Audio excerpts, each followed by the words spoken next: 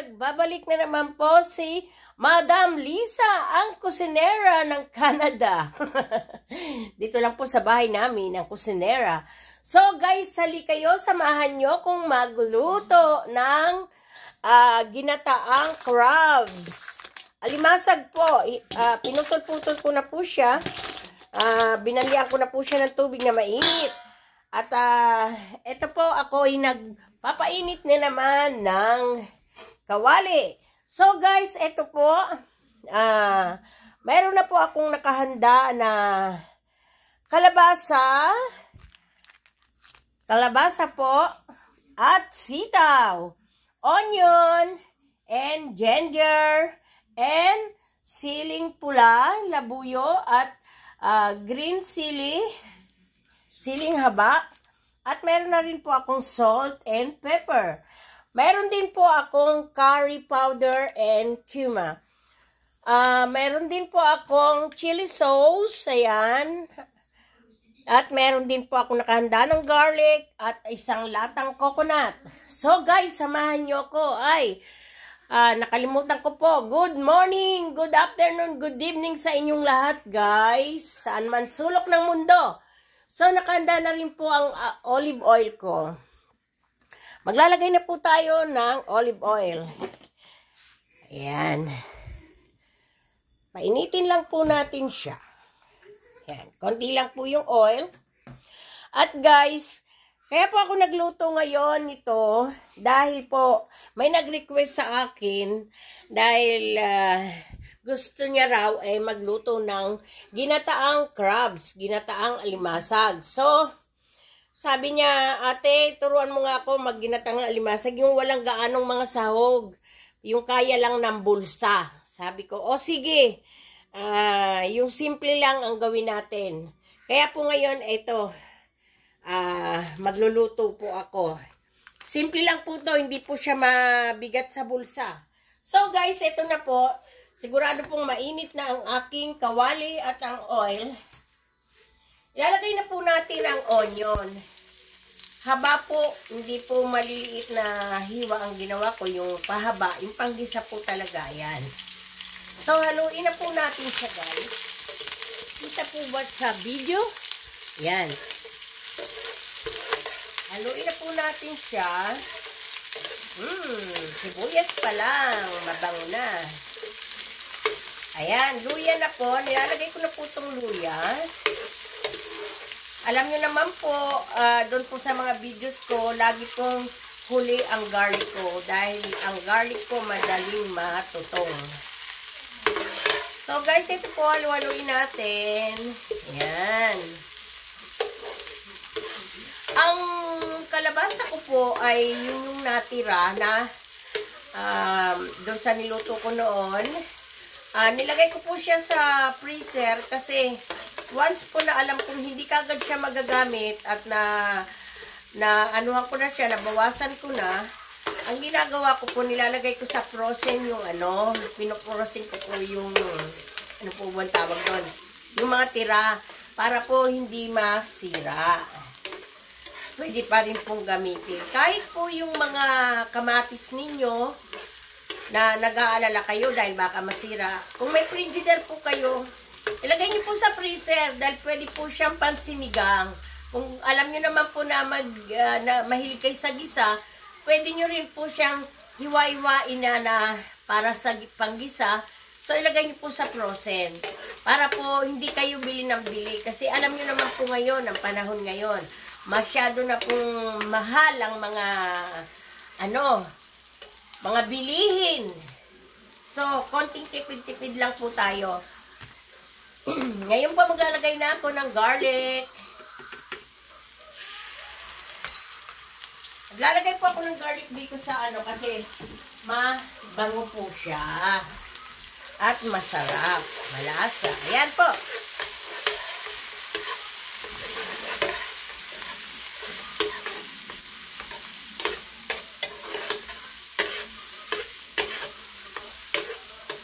Yung pong gata, lagi pong huli kong inaano kasi ang binili ko pong gata ay cream coconut.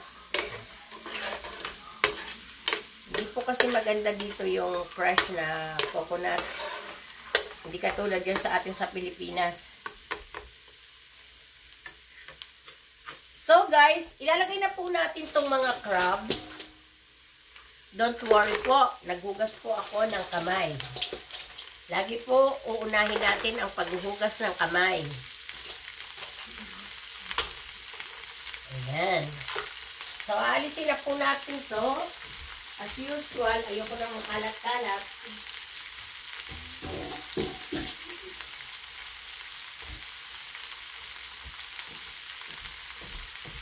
So, haluin po natin siya.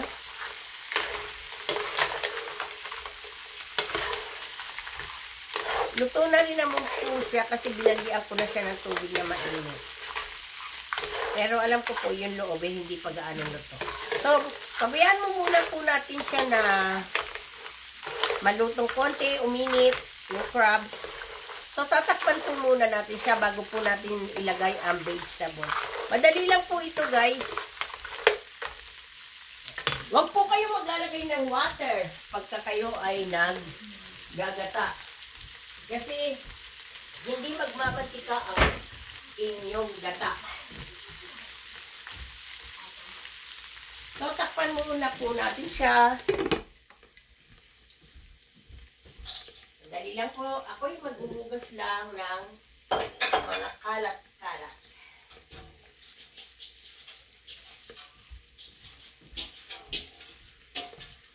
Dahil ayoko po talaga ng makalat. Dahil ako lang po lagi ang nagkikilos dito kahit may mga kasama ako.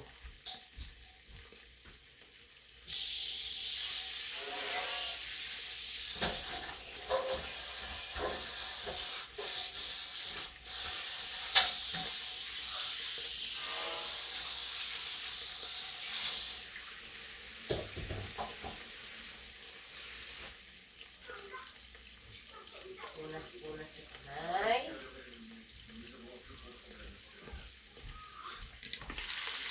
So, haluin po natin siya ulit. Bango.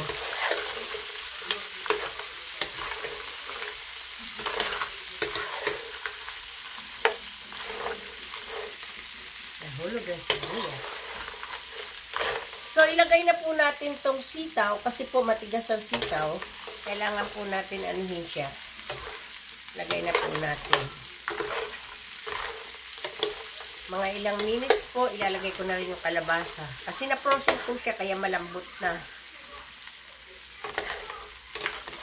At ilalagay ko na rin po yung aking mga sili.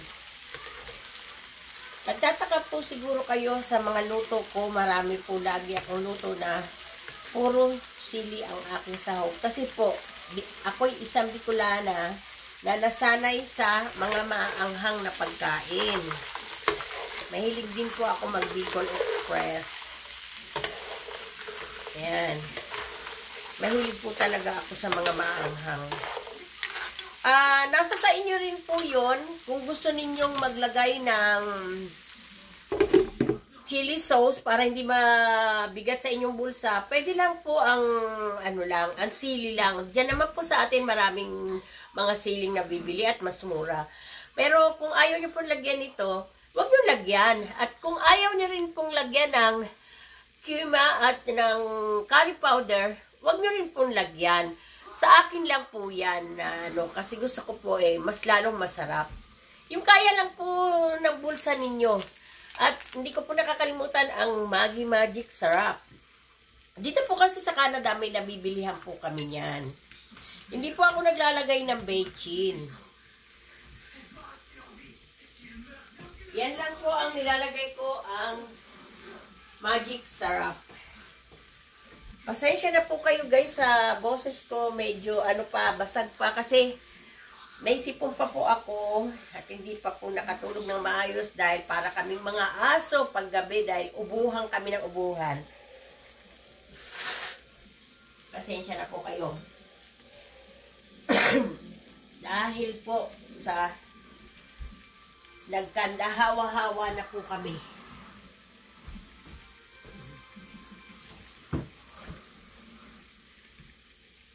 Ayan guys. Hintay-hintayin lang po natin, guys.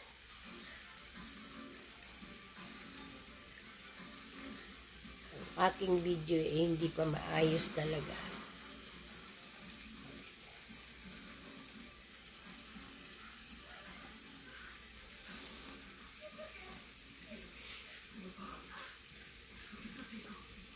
Haluin pa po natin ulit. Kasi ayaw ko po siyang matutuyuan. At ayaw ko din po na ang vegetable ay luto-luto. Gusto ko po ay laging crunchy. So, ilalagay na po natin, guys, yung kalabasa. Ayan. Bago ko po siya nilagay sa freezer, ay hinugasan ko na po siya.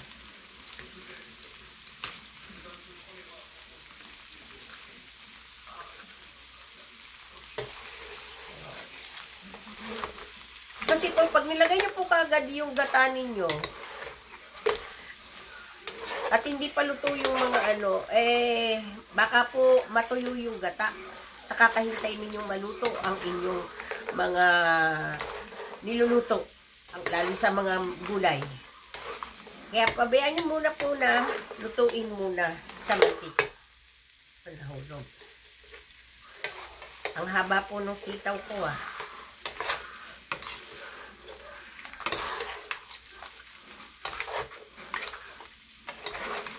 Guys, sana mapanood ninyo yung video ko kahapon, yung namigay ako ng konting gift doon sa Chinese store. Yung iba po ay hindi ko na nabidyohan kasi ayaw ko po talaga ng sobrang haba dahil po, lagi ko pong sinasabi, cellphone pa lang po ang gamit ko. Pagka po ako'y nakaluwag-luwag, bibili po ako ng sarili kong camera na medyo mahaba-haba ang aking video. Kasi po, minsan napuputol po talaga sa cellphone ko yung mga videos ko. Kaya hindi ko po na-upload yung iba dahil nagkakanda putol-putol po. Dahil marami na po akong binawas dyan ng mga videos ko. Pero ganun pa rin po. Ayan guys, nahalo na natin. So, takpan na po natin. Maya-maya po ilalagay na natin ang ating gata. Okay guys, hintay-hintay lang po tayo sandali.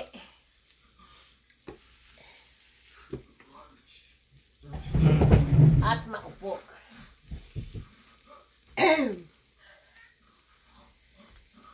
Sana guys, kahit papano, may nakukuha kayong technique sa pagluluto. Alam ko po dyan sa atin na maraming mas magagaling magluto. Ito pong sa akin, hilig ko lang po din talaga magluto. Kasi housewife lang po ako. So, wala kang magagawa sa labas. Dito ka lang talaga sa loob ng bahay. Kaya po nililibang-libang ko rin yung sarili ko sa pagluluto. Paglilinis ng bahay, pag-aasikaso ng pamilya ko. Yun lang po talaga ang buhay ko dito. So, hintay-hintay lang po tayo guys. Yung family ko po ay kumain na.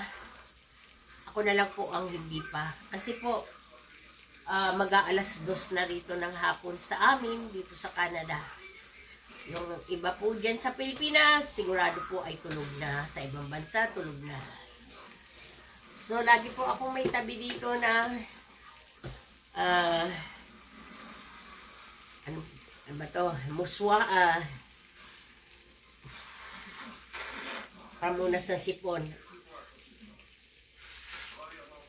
Nabubulol na po ako. Iba po ang pagkain nila, iba rin po ang pagkain ko. Kagabi po, ang pagkain ko ay paa ng manok Adidas na ala Chinese na niluto ko sa 7-Up at oyster sauce. Panoorin niyo po sana guys yung mga videos ko para po kung gusto niyo magluto ng madalian o ng simpleng luto, makikita nyo po dun sa mga videos ko. Hanapin nyo lang po si Madam Lisa. Yung nakadress po na white. Kasi po marami pong Madam Lisa. Dati po rin kasi akong may videos noon na yung YouTube ko noon. In-stop ko po yun. Pero nakikita pa rin po. Kaya nagbago po rin ako ng picture ko doon na kinontinue ko. Nakadress po ako ng white. So, haluin na po natin siya ulit. Pag ino-open nyo po talaga yung takip, bango. So, ilalagay ko na po yung gata.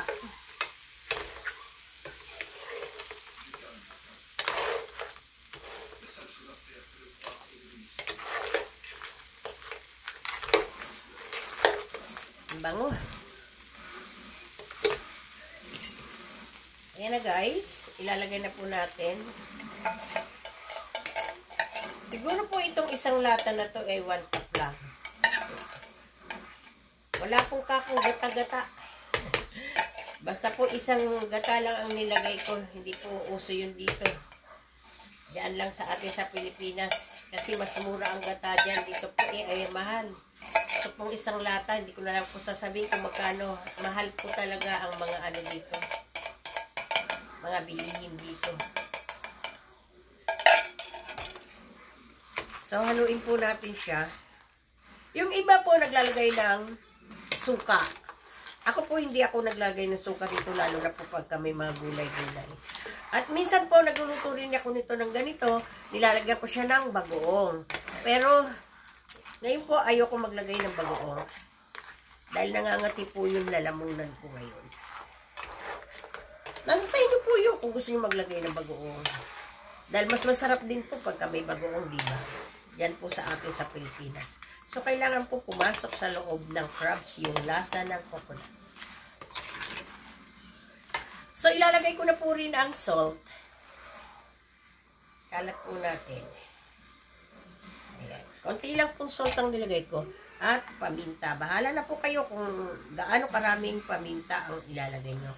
So, ilalagay ko na rin po ang magic sarap. Pero ito po, lagi kong hinahati lang. Kasi maalat din po ito eh. Kalahati lang. Ayan, meron pa po. At ilalagay ko na rin po ang cumin. Sabi ko nga po sa inyo, nasa sa inyo yun kung gusto ninyo maglagay ng ganito. Pero yung kaya lang po talaga ng bulsa ninyo, ayan, curry powder. Konti lang din po. So, haluin po natin.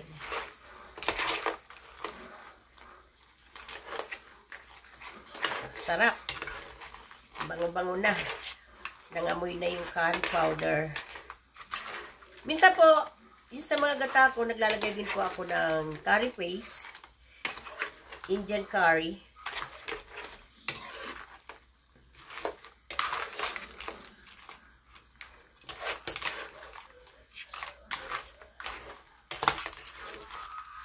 At maglalagay po tayo ng chili sauce. Nasa sa inyo rin po yun kung gaano karami. Pero sabi ko rin po sa inyo, ay nasa sa inyo po yun kung gusto ninyo maglagay ng chili sauce.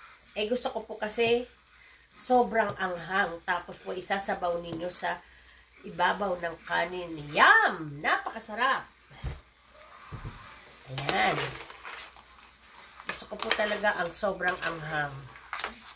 Anak ng Bicolano, ng Bicolana. Ang mother ko po at ang father ko ay mga Bicolano at Bicolana. Pero po wala na sila. Magkasunod lang po silang nawala sa mundo. Sana gabayan nila ako lagi.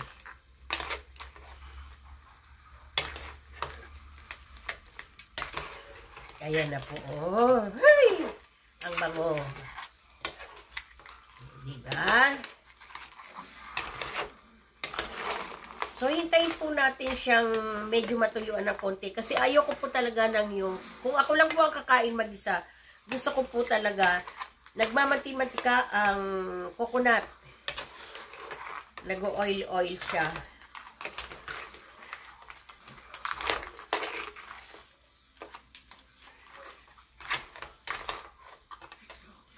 At gusto ko po ibinubuhos sa loob ng crabs yung sabaw. Ayan guys, kumukulo-kulo na siya. Maluluto na po siya. So, tatapat ko po sa kanya ang camera. Eto guys, ayan na po ang ating ginataang alimasag, curry crabs, diba? Kalami, masiram. Ayan, ang dali po talagang maluto ng kalabasa, oh. Ang lambot na po. Lalo na pag nilagay nyo na sa frozen, lumalambot na po siya. Kaya madali po siyang maluto. Ayan. Ito na po ang ating ginataang alimasag. Curry crabs. Nilagyan ko po siya ng sitaw at kalabasa. Di pa po ako nagugutom, pero pag ganito po ay parang ang sarap na kumain. Ayan na. Hintayin po natin siya. Ayan o. Kumukulo-kulo-kulo na po siya. Ayan guys. Takpan po natin siya sandali. Guys, thank you Thank you sa magsusubscribe o nagpapalo na ngayon sa akin. Marami pong salamat. Sana po tuloy-tuloy. So, tuloy-tuloy din po ang pagluluto natin. Hindi lang po sa pagluluto ang ginagawa ko. Pagka po ako'y pupunta kung saan, nagbibideo rin po ako. Pero mas marami po ang video ko ay ang pagluluto. Kasi po, yan talaga po ang hilig ko. Mula pa po ng bata ako, talagang hilig ko na magluto. Hindi po ako tumitingin sa mga recipe. Bahala na po ang mga kamay ko at ang isip ko kung anong mga lulutuin ko. Hula-hula, pachamba-chamba.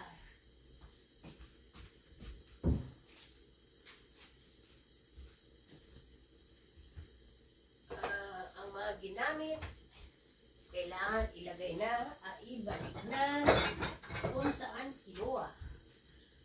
Para walang anong mga kalat. Ang aking rep po ngayon ay puro-puro. Bukas nga pala guys. Samahan nyo rin po ako bukas. Monday. Gagawa po tayo ng kikiam. Para po kahit papano may panghanda tayo ng Christmas. Samahan nyo po ako bukas guys. Magkikikiam tayo. Sana po masarap. Pero alam ko pong masarap dahil hindi lang po first time ang gagawin ko bukas. Dati ko na pong ginagawa. Pero hindi ko po alam kung yung wrapper na nabili ko na pang kikiam ay okay. Dahil po dun sa binibilihan ko dati, may nakalagay kikiam wrapper. Pero ito pong nabili ko, hindi ko alam kung pang wrapper talaga siya ng kikiam. Pero itry pa rin po natin. Huwag tayong susuko. Sige lang po. So guys, eto na. Ayan na. Ayan na po. O diba? O ayan na o. Kulong-kulo na.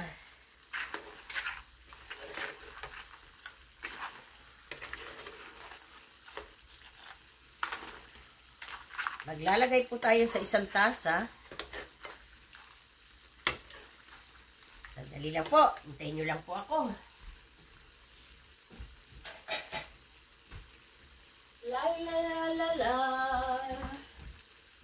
La la la la la. Nawala po yung ang aking tasa. Ano ginawa na? Saan? Nilagay po yata sa dishwasher.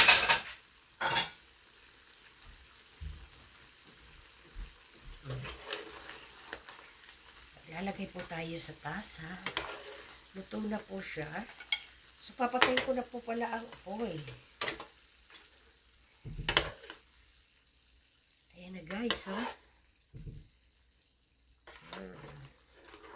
Siguro po, mga 4 na hiwa ang makakain ko nito. Hindi po ako pwedeng maramihan. Dahil po baka atakehin na naman ako ng busog. Dahil po ang tiyan ko lagi na lang po na ano bang po tawag doon? Yung kinakabagan. Buloni. balon-balon eh. Ay, lagay po natin ang sili. Ayan. Mahilig po talaga si Madam sa sili. Kinakain ko po yan ang buo.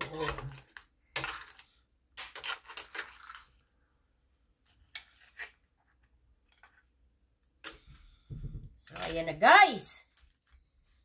Natapos na rin tayo. Ayan na po.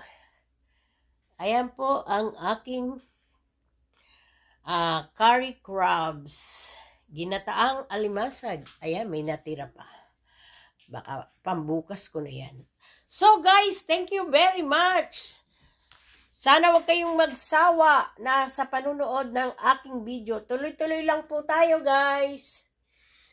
Salamat po sa inyong lahat. Merry Christmas and Happy New Year advance. Marami pong salamat. Thank you guys. Love you.